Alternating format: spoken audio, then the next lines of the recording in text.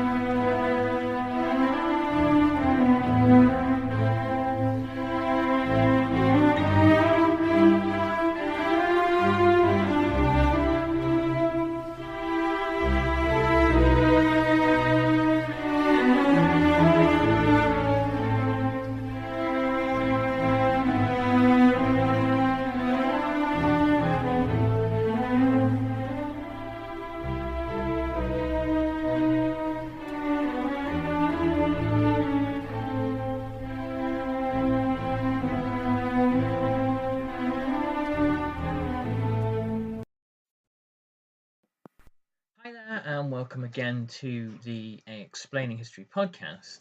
And again, I'm drawn back today to look at this escalating situation between Iran and Israel.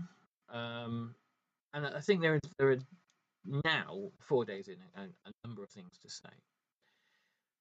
The kind of neoconservative movement that emerged from the end of the 1960s and that developed throughout the 1980s and 90s, and then kind of had their moment in the early 2000s under George W. Bush. To them, after 1979, Iran was far more so than the Soviet Union, the great enemy. Perhaps not an existential threat to the United States of America, but in some ways an existential threat to American imperium. And they looked upon Iran as an example of Middle East kind of religious and religious nationalism in a way. Country that had overthrown its American-backed ruler, replaced it with a kind of a pretty horrendous theocratic regime. One which, by the way, despite anything else I say, I am no fan of whatsoever, and despise the horrendous cruelty that it inflicts on its citizens, and on those citizens of other countries, like Nazarene Nagari Ratcliffe, for example, who are caught up in diplomatic games played by Iran. It's a vile regime that executes teenagers that protest against it, so I have absolutely no love for it. But the neoconservatives have no kind of care to any of those issues. This is Iran has always represented in the Middle East, in the most strategically important part of the world for the United States, a threat to American hegemony. And as a result, Iran has always been, far more so than Iraq or any of the other countries that the Americans have targeted in the past quarter century, Iran has remained at the absolute top of the hit list. And it's interesting to probe what is happening right here. Okay, so a historic opportunity has arisen, perhaps, to destroy the Islamic Republic in Iran. That would involve, obviously, you can't really do these things exclusively from the air. You can bomb countries into chaos for sure. And then the process of regime change doesn't involve some Washington think tank produced former Harvard or MIT graduate Iranian dissident who has lunches with Hillary Clinton and all of a sudden likes to talk about democracy a lot. No, it's going to involve violence on the ground, the breaking up of the state. Iran is a very large country, but it's also, in terms of its kind of ethnic makeup, quite fissile. You know, there is all sorts of opportunities to break it up. Nationalist movements, religious subgroupings, and things like that. And arming something that looks very similar to ISIS in Iran after the regime has been thrown into chaos and lost control of the parts of the country due to bombing would probably be the way it would be done. I speculate, but this is my guess based on previous form. And so that would involve regime change in Iran, would involve unimaginable violence and chaos. And it would also involve the flow of millions, perhaps even tens of millions of refugees.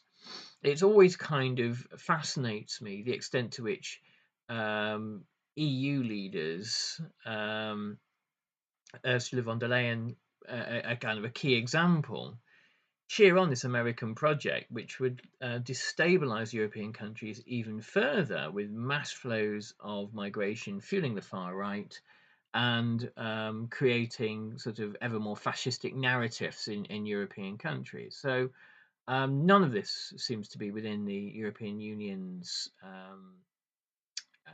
kind of interests, and yet they sort of parrot American talking points anyway. So after 2008, it to some extent the star of the neocons kind of waned.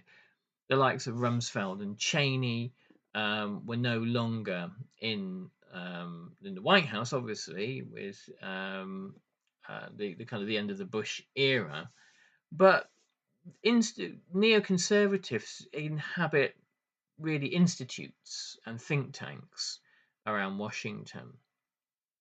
And a great many neoconservative ideas were firmly embedded within the Democrat Party.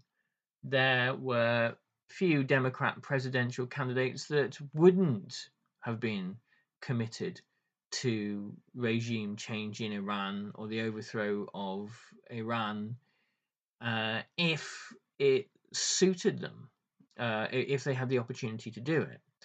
So it's important not to see figures like Obama or Biden as really wildly different. They wouldn't have thought of themselves as neoconservatives, and a great many of the neoconservatives presented the Clintons as some kind of demonic sort of characters. Sorry. But the base foreign policy assumptions are not wildly different. The interesting question is Trump. Had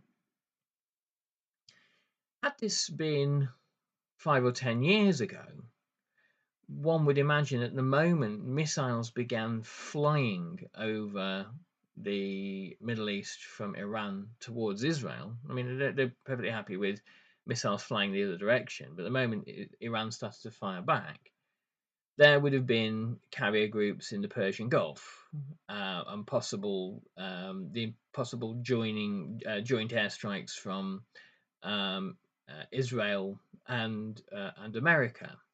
But I don't see that. Trump has said a number of contradictory policy kind of pronouncements on the subject in the last few days, which is, par for the course for him. Firstly, saying we had nothing to do with it, and then, yes, we did. The picture that emerges is, I think, that Trump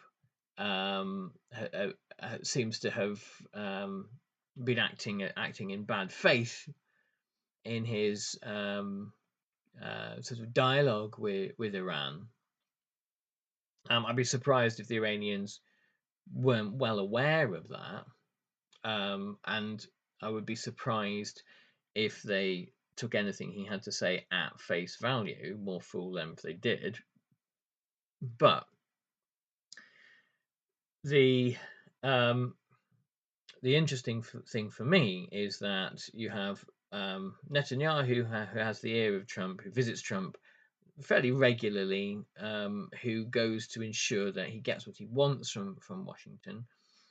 And neoconservatism is deeply entwined with and connected to and motivated by the security of Israel. It seems to be a foreign policy that ties, or a foreign policy school of thought that has tied the two countries together.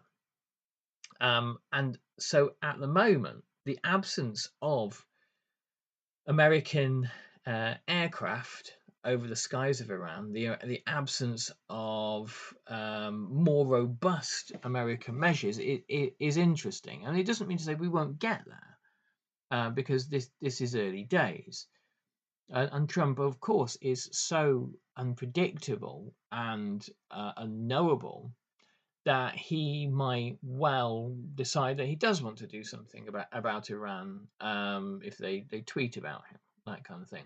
Of course, the neocons had no love for Trump. They weren't the sort of like the kind of the grouping in Washington that viewed him as the useful idiot. I mean, it seems that the kind of the Peter Thiels of the world and the sort of the Silicon Valley tech bro types are the current grouping that see him as their useful idiot.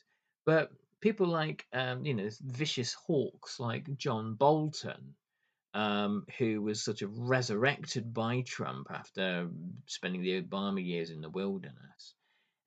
He was one of the most strident critics of Trump, not because Trump didn't share many of his most violent fantasies, but because Trump's ability to coordinate American policy and American force in order to support the goals of the neocons was, of course, not there, because you're not talking about a coherent character. I mean, if they had George W. Bush as their useful idiot, who could be quite easily directed by the likes of Cheney and Rumsfeld.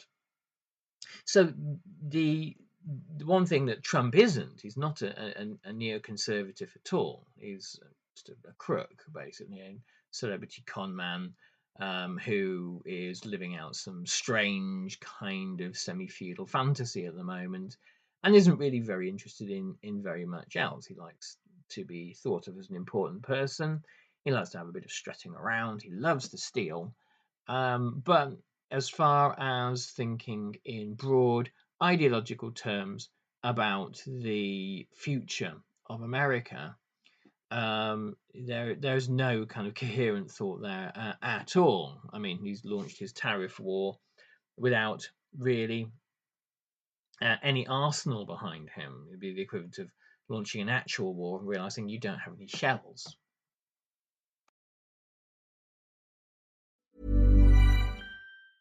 Instacart is on a mission to have you not leave the couch this basketball season. Because between the pre-game rituals and the post-game interviews, it can be difficult to find time for everything else. So let Instacart take care of your game day snacks or weekly restocks and get delivery in as fast as 30 minutes. Because we hear it's bad luck to be hungry on game day. So download the Instacart app today and enjoy $0 delivery fees on your first 3 orders. Service fees apply for 3 orders in 14 days, excludes restaurants. Out here, it's not only the amazing views, but the way time stretches out a little longer. How laughter bellows louder among friends, and how the breeze hits just right at the summit.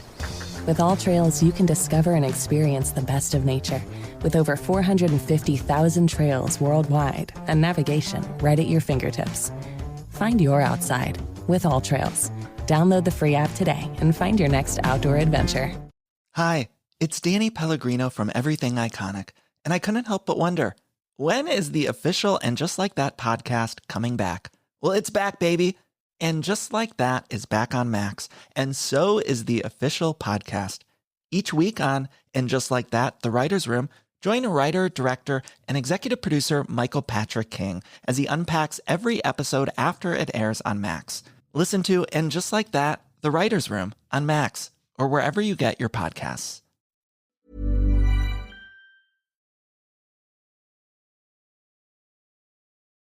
So he's never been seen by the neocons as somebody who can advance the agendas that they espoused, the Project for New American Century and other related ideas. Of course, since things like the Project for a New American Century was written, times have moved on apace. A great many of the regimes in that document have fallen. Iraq, Syria, Yemen is under immense pressure. North Korea and Iran have held out. But the one thing that has not prevailed and will not prevail is the containment of China. That's done. That's over. There's no chance, absolutely none whatsoever, that America will now be able to prevent China from becoming the world hegemon in the 21st century. The Chinese century has begun, and my argument is that it began some time ago, but this was the year, 2025 was the year that we kind of found out. It's interesting to note that here in Great Britain, the Daily Telegraph, the most right-wing broadsheet telegraph, the sort of supposedly newspapers, broadsheet newspapers, the newspapers that are supposed to be for intelligent people, ran a feature today from one of their columnists who went across China, and this is very, very, very rare for something like the Telegraph, and said, yep, the Chinese are the world power in the 21st century. I am literally astounded by what I have seen in terms of its infrastructure, its cities, the functioning of its society, the levels of technology. There is nothing like this in the Western world. And I think there's some lag time here, but maybe by the end of this year or into next year, this is going to filter from columnists in right-wing newspapers through to broadly everybody in Western countries seeing this. And that in itself, within a few years, will start to lead to very big questions being asked as to how it is possible for such a functioning and prosperous society to exist. And the political right will have a very interesting day spinning that one. Anyway, I digress. So the other interesting media development in Britain in the last couple of days, and this brings us back to the neocons and this kind of fantasy idea of regime change. On Sunday morning television, the chief BBC political correspondent is Laura Kuenssberg, a British journalist whose sympathies for the Conservative Party are not lost on really the rest of the population. As the Conservative Party slowly dies and a far more virulent far-right version of it emerges in Nigel Farage's Reform Party, it's probably likely that her affections will find a home there. Anyway, on the Sunday morning show, they did an interview with the son of the Shah of Iran, who is, like his dad was, a long-time CIA asset and a guy who talked in eloquent terms about the people of Iran now rising up.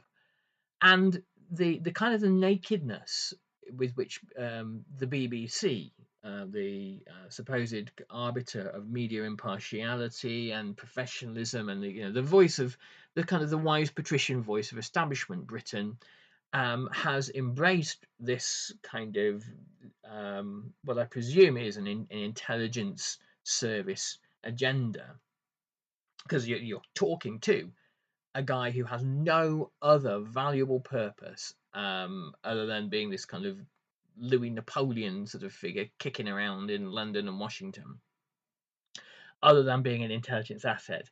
He's on Sunday morning television telling ordinary British people that this wonderful regime change in Iran is coming. Well, the opinion polls in Britain indicate that so close to 80% of the entire population are happy, content to stay out of this one.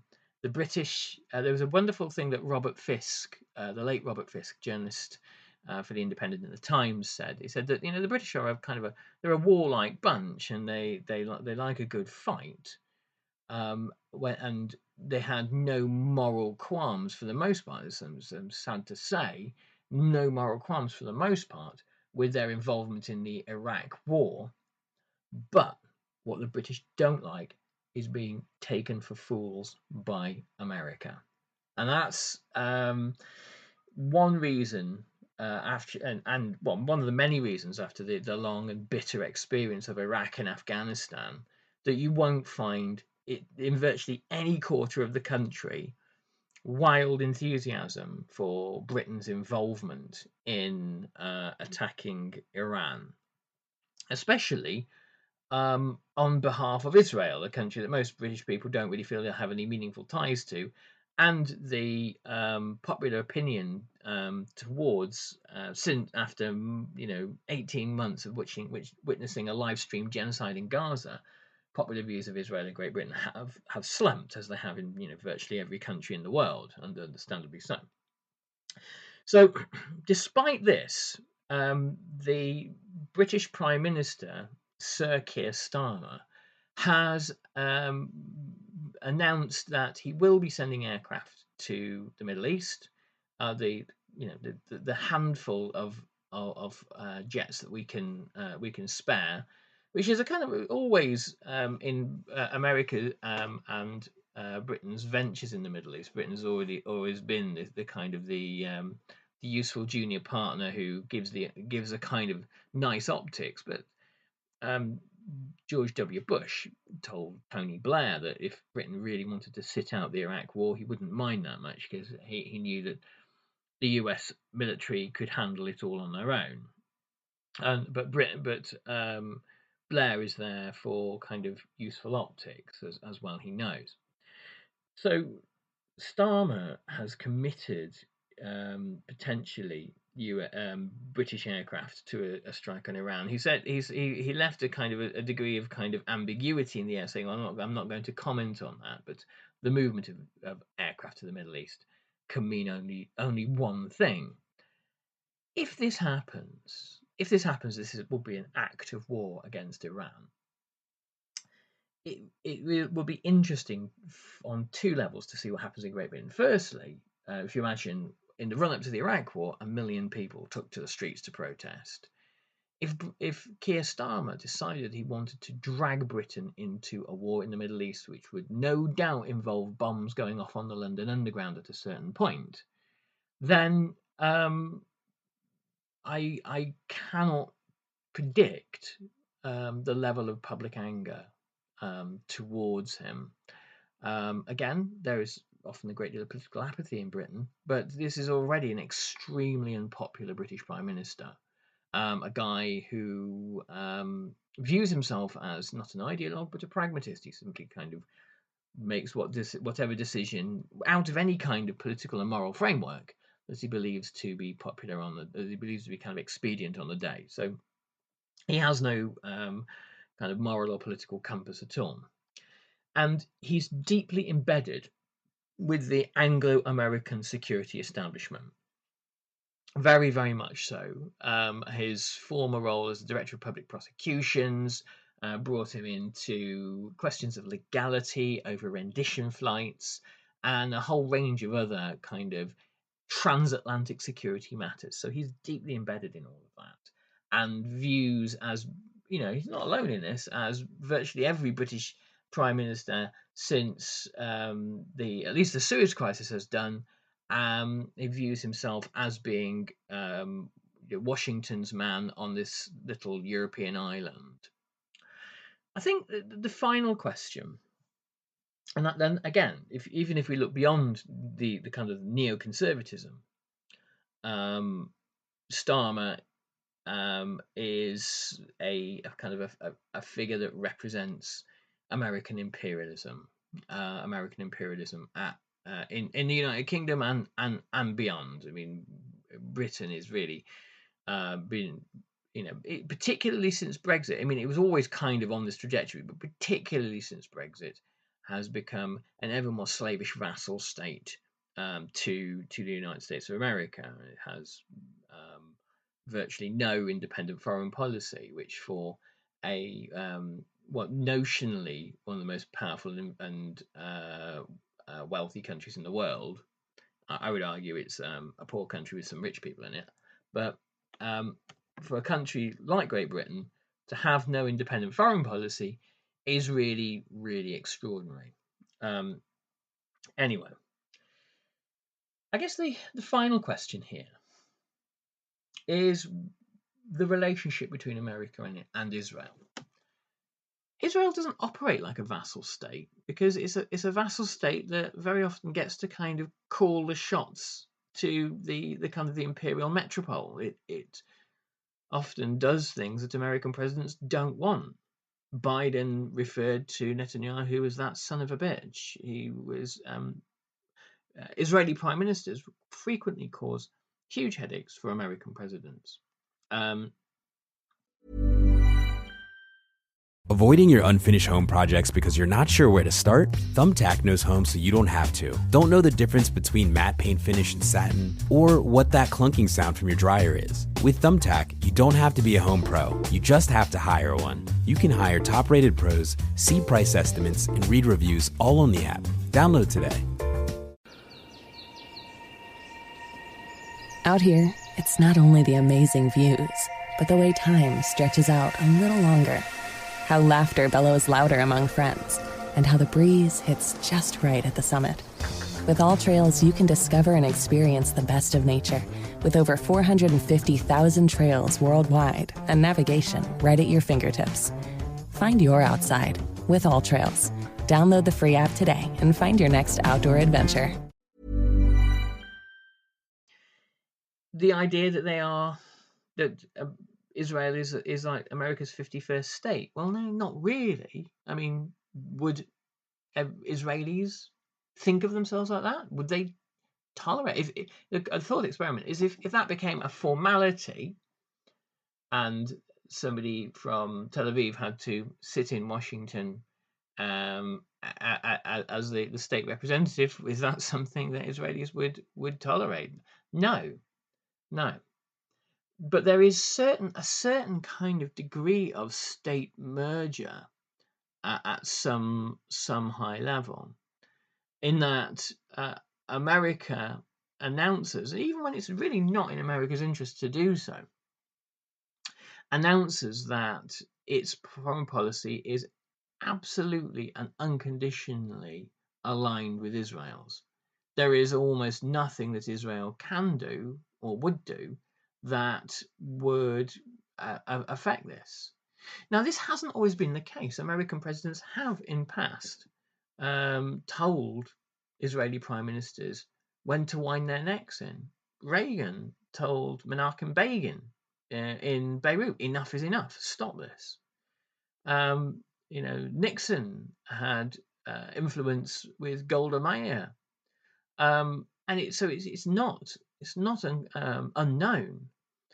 Perhaps it is a product of the post 9/11 era, quite possibly, but it's also a product of some kind of hollowing out of American political life, some kind of sort of decay in American political thinking. Some people put it to the rise of Christian fundamentalism and the idea that kind of this is a really kind of far out idea that if you can engineer the end times in the Middle East, then we'll all experience the rapture, and the elect, the good ones, will be embraced by Jesus, and the rest of us will go to hell, or etc. I mean, I doubt that is what steers hard power. I can't see also that it's about access to cheap fuel reserves, America became a fossil fuels net exporter during the Obama era. America has sufficient fossil fuels. My guess is that the great American vulnerability is the rise of a political grouping like the BRICS countries that can abandon the dollar. The dollar gets dumped and everything goes to hell in a handcart for America. This must be the great existential fear. America cannot use the rest of the world like its endless interest-free credit card where that it never maxes out. My guess is it's something to do with that, but this is all idle speculation. It kind of comes down to America's desire, and it was seen throughout the Cold War period, to break even unpalatable regimes, but their ability to have national self-determination. I can't imagine that it comes down to Iran's acquisition of nuclear power, the opportunities for a meaningful deal with Iran are there and have been there. I mean, Trump obviously torpedoed those.